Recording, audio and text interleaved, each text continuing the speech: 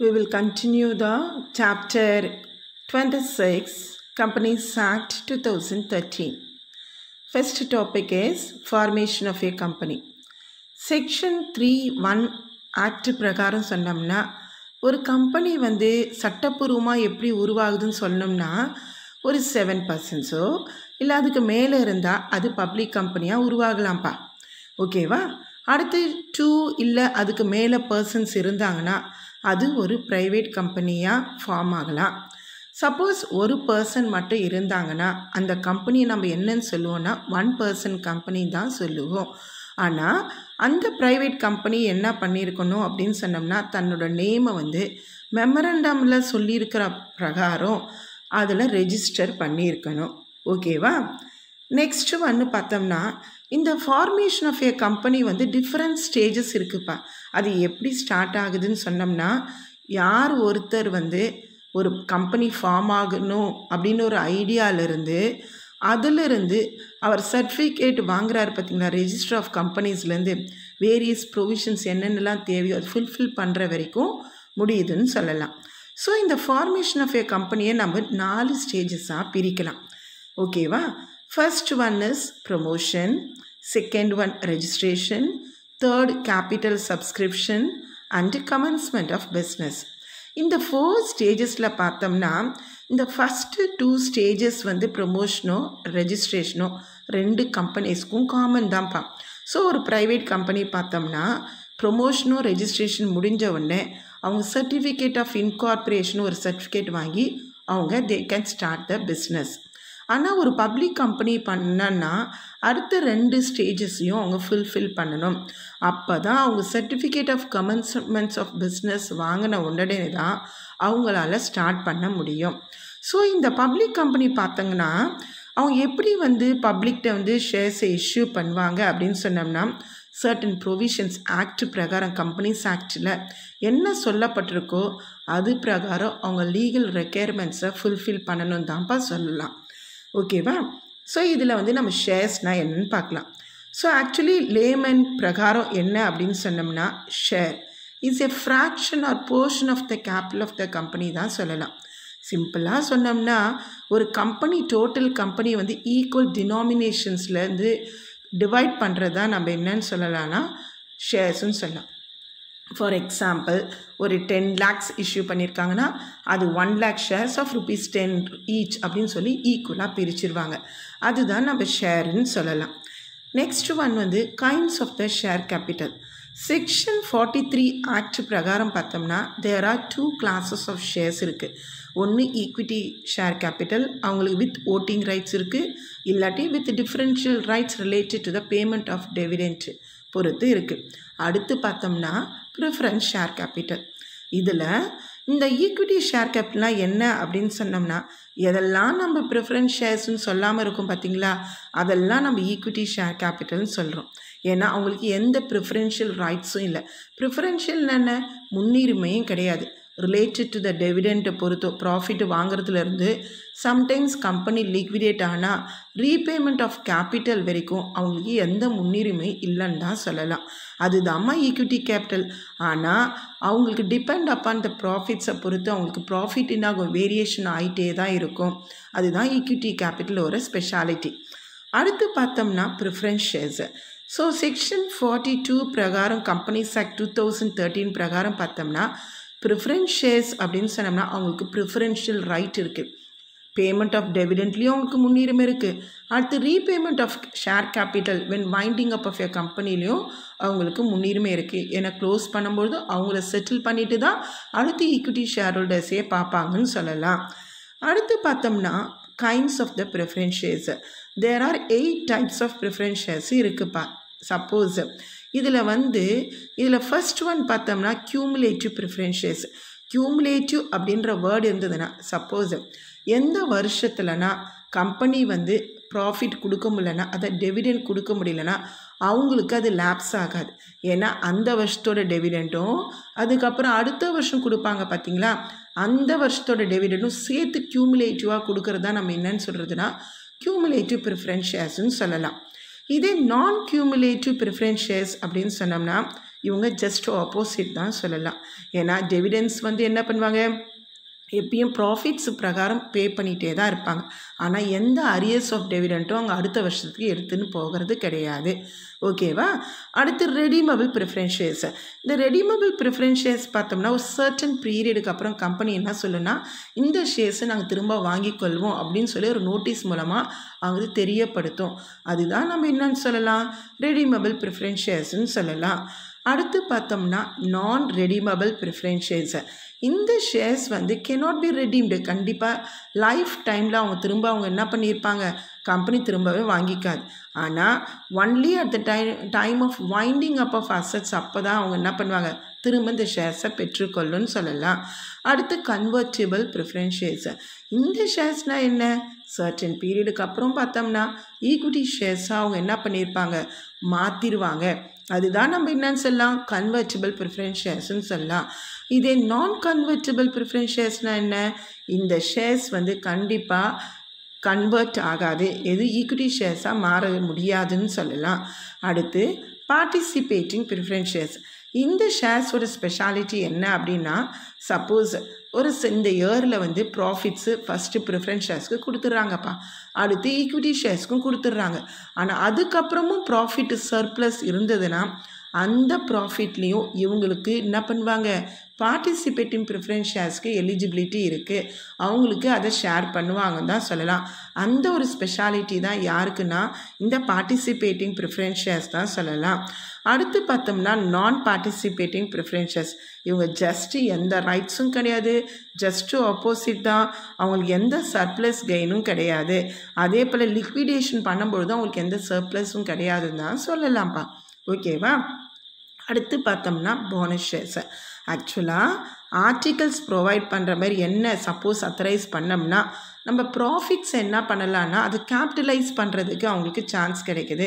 அப்போ கம்பெனி என்ன பண்ணும் அப்படின்னு சொன்னால், இந்த ரிசர்வ் சர்ப்ளஸ் வச்சுருப்பாங்க பார்த்தீங்களா, அந்த ப்ராஃபிட்ஸை அவங்க முதலாக மாற்றுறதுக்கு இருக்குது அவங்களுக்கு சான்ஸு. அப்போ அந்த ஷேர்ஸ் அவங்க யாருக்கு இஷ்யூ பண்ணுவாங்க அப்படின்னு சொன்னோம்னா, எக்ஸிஸ்டிங் ஷேர் ஹோல்டர்ஸ், ஏற்கனவே ஷேர் ஹோல்டர்ஸாக இருக்காங்க பார்த்தீங்களா, அவங்களுக்கு தான் அவங்க ஷேர்ஸை இஷ்யூ பண்ணுவாங்கன்னு சொல்லுவான்.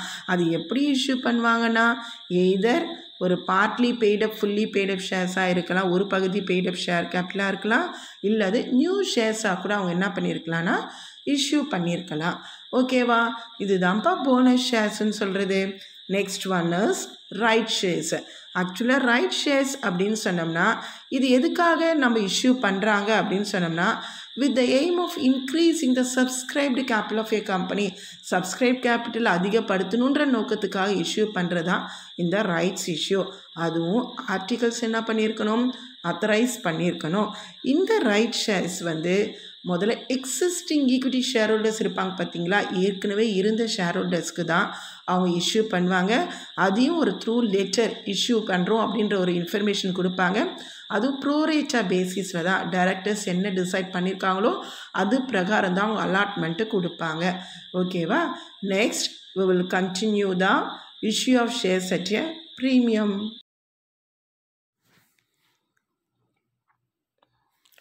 We will see the issue of shares at premium.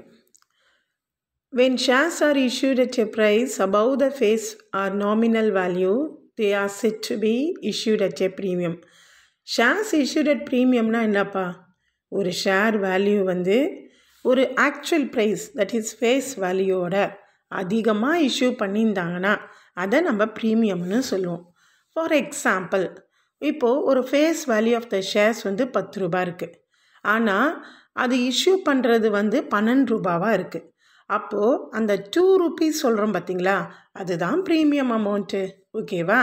So இந்த ஷேர் ப்ரீமியம் வந்து it has to be transferred to an account called securities premium account அப்படின்றதுக்கு ட்ரான்ஸ்ஃபர் பண்ணிடுவாங்க. ஆக்சுவலாக இந்த அக்கௌண்ட் வந்து கேபிட்டலாக தான் ட்ரீட் பண்ணுவாங்க. ஏன்னா இது எதுக்கு யூட்டிலைஸ் பண்ணுவாங்க அப்படின்னு பார்த்தோம்னா, ஷேர்ஸ் போனஸ் ஷேர்ஸ் இஷ்யூ பண்ணுறதுக்கு மெம்பர்ஸ்க்கு வந்து போனஸ் ஷேர்ஸாக இஷ்யூ பண்ணலாம் ஆஸ் பர் செக்ஷன் 78 பிரகாரம். மற்றும் வந்து பார்த்தோம்னா to write off preliminary expenses. இப்போ பார்த்தோம்னா ப்ரிலிமினரி எக்ஸ்பென்சஸ்னால் ஒரு கம்பெனி ஸ்டார்ட் பண்ணுறதுக்கு முன்னாடி என்னென்ன செலவுகள்லாம் ஏற்படுதோ அந்த செலவுகளை காம்பன்சேட் பண்ணுறதுக்கும் இந்த ப்ரீமியம் அமௌண்ட்டை யூட்டிலைஸ் பண்ணலாம். இல்லாட்டி பார்த்தோம்னா கமிஷன் பே பண்ணுறதுக்கோ இல்லை எக்ஸ்பென்சஸ் இஷ்யூ பண்ணுறதுக்கான எக்ஸ்பென்சஸ்க்காகவோ இல்லை டிஸ்கவுண்ட் அலோடுக்காகவோ இல்லை ஷேர்ஸ் இஷ்யூ பண்ணுறதுக்கோ டிபென்ச்சர்ஸ் இது எல்லாத்துலேயும் எக்ஸ்பென்சஸ் செலவாகுது பார்த்திங்களா, அதுக்காகவும் யூட்டிலைஸ் பண்ணிக்கலாம். இல்லாட்டி பார்த்தோம்னா சப்போஸ் ஷேர்ஸ் நான் ஏற்கனவே சொன்ன மாதிரி ரெடிமபிள் பண்ணுவாங்க பார்த்திங்களா, ப்ரிஃபரன்ஸ் ஷேர்ஸு, அதுக்காக செலவு பண்ணுறதுக்கும் இந்த அமௌண்ட்டை யூட்டிலைஸ் பண்ணிக்கலாம். அப்போது இந்த ஷேர் ப்ரீமியம் அக்கௌண்ட்டை என்னவா ட்ரீட் பண்ண மாட்டாங்க, ரெவென்யூ ரிசர்வாக ட்ரீட் பண்ணவே மாட்டாங்க டிவிடெண்ட்ஸு டிஸ்ட்ரிபியூட் பண்ணுறதுக்கு. ஸோ இது பிரகாரம் என்னென்னலாம் சொல்லப்பட்டிருக்கோ அதுக்காக மட்டும்தான் இந்த அமௌண்ட்டை யூட்டிலைஸ் பண்ணுவாங்க. நல்லா தெரிஞ்சுக்கணும், கண்டிப்பாக அது டிவிடெண்ட்டுக்கு கொடுக்கறதுக்காக இந்த அமௌண்ட்டை யூட்டிலைஸ் பண்ண மாட்டாங்க. ஓகேவா? நெக்ஸ்ட்டு டிபென்ச்சர்ஸு பார்க்கலாம். இப்போ ஒரு டிபென்ச்சர்ஸ்னால் என்ன? Suppose if the company needs funds for extension or development purpose without increasing its share capital அப்படின்னு இருந்ததுன்னா, ஒரு ஷேர் கேபிட்டல் இஷ்யூ பண்ணாமல் வேறு எதனா டெவலப்மெண்ட் பர்பஸஸ்க்காக பணம் தேவைப்பட்டதுன்னா அவங்க பப்ளிக்லேருந்து என்ன பண்ணுவாங்க, பாரோ பண்ணுவாங்க. அதை அவங்க என்னன்னு சொல்லுவாங்கன்னா சர்டிஃபிகேட்டோட அத்தாரிட்டியோட இஷ்யூ பண்ணுவாங்க. அதுவும் ஒரு ஃபிக்ஸட் ரேட் ஆஃப் இன்ட்ரெஸ்ட் கொடுத்துருப்பாங்க, ஃபிக்ஸட் டைம் வரைக்கும் தான் அதை இஷ்யூ பண்ணியிருப்பாங்க. So now let us see the various kinds of debentures. First one is on the basis of convertibility. So நான் கன்வெர்ட்டபிள் டிபென்ச்சர்ஸ்னால் என்ன அப்படின்னா, இந்த instruments they can retain the debt character and cannot be cheated into equity shares. கண்டிப்பாக equity ஷேர்ஸாக மாற்றுறதுக்கான ஒரு வாய்ப்பே கிடையாது.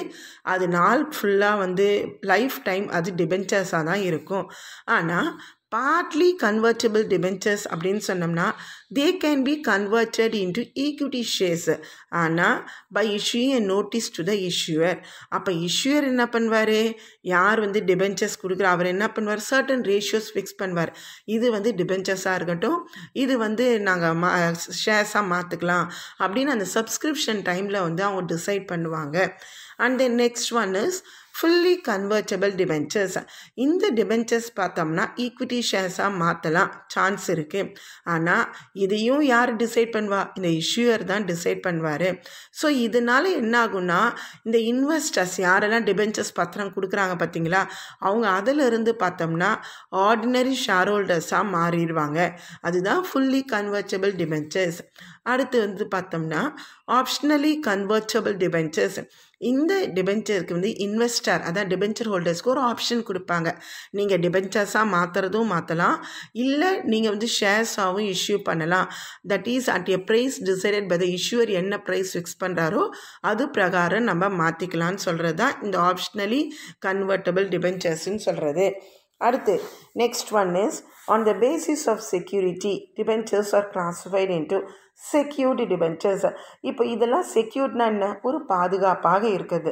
அப்போ இந்த இன்ஸ்ட்ருமெண்ட்ஸ் பார்த்தோம்னா they are secured by a charge and fixed assets of the company. எந்த கம்பெனி இஷ்யூ பண்ணுதோ அந்த கம்பெனிக்கு அவங்க என்ன பண்ணியிருப்பாங்கன்னா ஒரு அசட் மேலே ஒரு சார்ஜ் பண்ணுற மாதிரி தான் இந்த டிபென்ச்சர்ஸை இஷ்யூ பண்ணியிருப்பாங்க. சப்போஸ் இந்த கம்பெனி இஷ்யூ பண்ணுற கம்பெனி பே பண்ணுறதுக்கு ஃபெயில் ஆச்சுன்னா அந்த நேரத்தில் பார்த்தோம்னா பிரின்சிபல் அமௌண்ட்டோ இல்லை இன்ட்ரெஸ்ட்டோ கட்டாமல் போயிருந்தாங்கன்னா அந்த ஃபிக்ஸட் அசட்ஸ் எது மேலே சார்ஜ் பண்ணியிருக்காங்க பார்த்தீங்களா, அதை அவங்க என்ன பண்ணிடுவாங்க, விற்று அந்த காசை டிபென்ச்சருக்கு செட்டில் பண்ணுவாங்க. ஓகேவா? அடுத்து அன்செக்யூர்டு டிபென்ச்சர்ஸ். இந்த டிபென்ச்சர்ஸ்லாம் பார்த்தோம்னா எப்பயுமே பாதுகாப்பற்றதுன்னு தான் சொல்ல முடியும். ஏன்னா சப்போஸ் இஃப் த இஷ்யூயர் டிஃபால்ட் பண்ணாங்கன்னா, பேமெண்ட் பண்ணாமல் போயிட்டாங்களோ இல்லை இன்ட்ரெஸ்ட்டோ பிரின்சிபல் அமௌண்ட்டோ பே பண்ணாமல் போனால் இந்த இன்வெஸ்டர்ஸ் என்ன பண்ணுவாங்க, ஒரு அன்செக்யூர்டு கிரெடிட்டாஸாக தான் கம்பெனிக்கு ட்ரீட் பண்ண முடியும். அதுதான் அன்செக்யூர்டு டிபென்ச்சர்ஸ்ன்னு சொல்கிறது. ஓகேவா. Next we will see on the basis of redeemability, debentures are classified into redeemable debentures. So redeemable debentures, இந்த டிபென்ச்சர்ஸ் வந்து இஷ்யூ பண்ணுறதுக்கு ஒரு சர்டன் கண்டிஷன்ஸ் கொடுப்பாங்கப்பா. என்ன அப்படின்னு சொன்னோம்னா, ஒரு சர்டன் பீரியடுக்கு அப்புறம் நாங்கள் இதை ரெடீம் பண்ணிடுவோம் அப்படின்னு ஒரு after issuing some notice to the debenture holders. அப்போ இந்த டிபென்ச்சர் ஹோல்டர்ஸ் என்ன ஆயிரும், சர்டன் டைமுக்கு அப்புறம் ரெடிமல் பண்ணதுனால அவங்க ரீஇஷ்யூ பண்ணுறது, கேன்சல்டு, இதெல்லாம் கேன்சல் பண்ணிடுவாங்க இந்த டிபென்ச்சர் ஹோல்டர்ஸு. அடுத்து பர்பச்சுவல் இர்ரிடீமபிள் டிபென்ச்சர்ஸ். இது வந்து பார்த்தோம்னா இந்த கம்பெனி எந்த டைமும் வந்து திரும்ப ரெடீம் பண்ணவே பண்ணாது. அப்போது அவங்க டிமாண்டும் பண்ண முடியாது. ஏன்னா வந்து ரீபேமெண்ட் பண்ணுங்கன்னு சொல்லவும் முடியாது. ஏன்னா கம்பெனி இஸே கோயிங் கன்சர்னாக இருக்கிறதுனால. ஆனால் இந்த இஷ்யூயிங் கம்பெனி என்ன பண்ணியிருக்கணும், கண்டிப்பாக இன்ட்ரெஸ்ட் ரேட்டு ப்ரியாடிக்கலாக பே பண்ணிகிட்டே தான் வரணும். சப்போஸ் ரெடிமேபிளோ இல்லை இர்ரெடிமேபிளோ எல்லாமே வந்து பார்த்தோம்னா லிக்விடேஷன் டைமில் டிபென்ச்சர் ஹோல்டர்ஸ்க்கு நம்ம செட்டில் பண்ணி தான் ஆகணும். இதனால் என்ன சொல்கிறாங்க, நான் கம்பெனி கேனாட் இஷ்யூ பர்பச்சுவல். இதனால் செக்ஷன் 213 பிரகாரம் பார்த்தோம்னா இந்த மாதிரி டிபென்ச்சர்ஸை அவங்க இஷ்யூ பண்ணுறதே கிடையாது. And then next one is on the basis of registration debentures can be classified as registered debentures. So registered டிபென்ச்சர்ஸ்னால் என்ன, சம்டைம்ஸ் யார் இஷ்யூ பண்ணுறாங்களோ அந்த டிபென்ச்சர் ஹோல்டர்ஸோட நேமை வந்து அவங்க என்ன பண்ணியிருப்பாங்க, தன்னோட டிபென்ச்சர் சர்டிஃபிகேட்டில் கண்டிப்பாக மென்ஷன் பண்ணியிருப்பாங்க. அதையும் கம்பெனி என்ன பண்ணியிருப்பாங்க, இவங்களாம் ரெஜிஸ்டர்ட் டிபென்ச்சர் ஹோல்டர்ஸ்ன்னு சொல்லி தன்னோட ரெஜிஸ்டரில் மெயின்டைன் பண்ணுவாங்க. ஆனால் பேரர் டிபென்ச்சர்ஸ் அப்படின்னு சொன்னோம்னா, இந்த பேரர் டிபென்ச்சர்ஸ் வந்து என்னென்னா, they can be transfer as negotiable instruments. பார்த்தா இப்போ உங்கள் கையில் அது இருந்ததுன்னா அது உங்களோட டிபென்ச்சர்ஸ், எங்கள் கையில் இருந்ததுன்னா அது எங்களோட டிபென்ச்சர்ஸ். அப்போது இது வந்து பார்த்தோம்னா ட்ரான்ஸ்ஃபரபிள் பை மியர் டெலிவரி. யார் யார்கிட்ட சேஞ்ச் ஆகுதோ அதுக்கு தகுந்த மாதிரி அது மாறிட்டே தான் போகும். லைக் ஷேர் வாரண்ட்ஸ் ஆட்டும் ட்ரீட் பண்ணலாம். ஓகேவா. இதெல்லாம் பார்த்தோம்னா kinds of the debenture holders. And then next one is distinction between debentures and the shares. இப்போ ஒரு டிபென்ச்சர்ஸ்னால் என்னப்பா, அது ஒரு லோன் தான். ஆனால் ஒரு ஷேர்ஸ்னால் என்ன, அது ஒரு paid up capital of a company, ஒரு பார்ட் கேபிட்டல், ஒரு பகுதி தான் நம்ம என்ன சொல்கிறோம், ஷேர்ஸ்ன்னு சொல்கிறோம். அப்போது இது வந்து மிடில் அட் லோயர் லெவலில் இஷ்யூ பண்ணலாம். ஆனால் அது டாப் லெவல் மட்டும்தான்.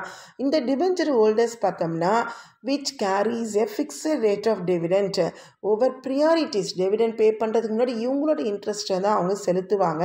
ஆனால் இதில் வந்து என்ன பண்ணுவாங்க, டிபென்ச்சர் ஹோல்டர்ஸ் அந்த ரேட்டு ஃபிக்ஸ் பண்ணுற மாதிரி டிவிடெண்ட்டு கிடைக்கும். இதில் டிபென்ச்சர் ஹோல்டர்ஸ் வந்து can be issued at a டிஸ்கவுண்ட்டில் இஷ்யூ பண்ணுறது சான்ஸ் இருக்குது. ஆனால் ஷேர்ஸ் என்ன பண்ணுவாங்க, டிஸ்கவுண்ட்டில் இஷ்யூ பண்ண மாட்டாங்க. அதே போல் இந்த ரேட் ஆஃப் இன்ட்ரெஸ்ட் முன்னாடி ஃபிக்ஸ் பண்ணிடுவாங்க. இவ்வளோ தான் 10%னா இவ்வளோ தான் அப்படின்னு ஃபிக்ஸ் பண்ணிடுவாங்க. ஆனால் ஈக்விட்டி ஷேர்ஸ்க்கு depend upon the profits of the company. Suppose ஒரு ப்ராஃபிட்ஸ் அதிகமாக இருந்தால் அவங்களோட ரேட்டும் அதிகமாகும். ஆனால் ப்ரிஃபரன்ஸ் ஷேர் ஹோல்டர்ஸ்க்கு இந்த மாதிரி ஆப்ஷன்ஸ்லாம் கிடையாது. அடுத்து டிபென்ச்சர் ஹோல்டர்ஸ்க்கு எந்த ஓட்டிங் ரைட்ஸும் இல்லை. அவங்க எப்பயுமே ஓட்லாம் பண்ண முடியாது. ஆனால் ஷேர் ஹோல்டர்ஸ் என்ன பண்ணலாம், அவங்களுக்கு அந்த ஓட்டிங் ரைட்ஸு இருக்குப்பா. ஓகேவா. அடுத்து பார்த்தோம்னா இந்த இன்ட்ரெஸ்ட் ஆன் டிபென்ச்சர்ஸ் வந்து கண்டிப்பாக அவங்க பே பண்ணிகிட்டே தான் இருக்கணும். ப்ராஃபிட் இல்லைனாலும் அவங்க வட்டி செலுத்தியிருக்கணும். ஆனால் இங்கே பார்த்தோம்னா இந்த ஷேர் ஹோல்டர்ஸ்க்கு வந்து என்ன பண்ணுவாங்க, ப்ராஃபிட்ஸ் இருந்தால் தான் பே பண்ணுவாங்க. அடுத்து வந்து இந்த டிபென்ச்சர் ஹோல்டர்ஸ் வந்து இன்ட்ரெஸ்ட் பே பண்ணுறதுனால அது நம்ம பிஸ்னஸ் எக்ஸ்பெண்டிச்சர்னு ட்ரீட் பண்ணணும். இதனால் நம்ம என்ன பண்ணணும், ப்ராஃபிட்ஸ் வந்து டிடெக்ட் பண்ணலாம். ஆனால் டிவிடெண்ட் நம்ம என்ன பண்ணக்கூடாது, பிஸ்னஸ் எக்ஸ்பெண்டிச்சராக ட்ரீட் பண்ணக்கூடாது. அந்த லாஸ்ட் பார்த்தோம்னா இதில் ரிட்டர்ன் ஆஃப் அலாட்மெண்ட் வந்து கிடையாது. ஒரு டிபென்ச்சர்ஸ் வந்து அலாட் பண்ணிட்டாங்கன்னா ரிட்டர்ன் ஆஃப் அலாட்மெண்ட்ன்ற ப்ரொசீஜர்லாம் கிடையாது. ஆனால் இங்கே பார்த்தோன்னா ஆஸ் பர் ஃபார்ம் 2 பிரகாரம் பார்த்தோம்னா return of allotment of shares வந்து filled for the allotment of shares. ஓகேவா. So we will continue the next chapter in the next video.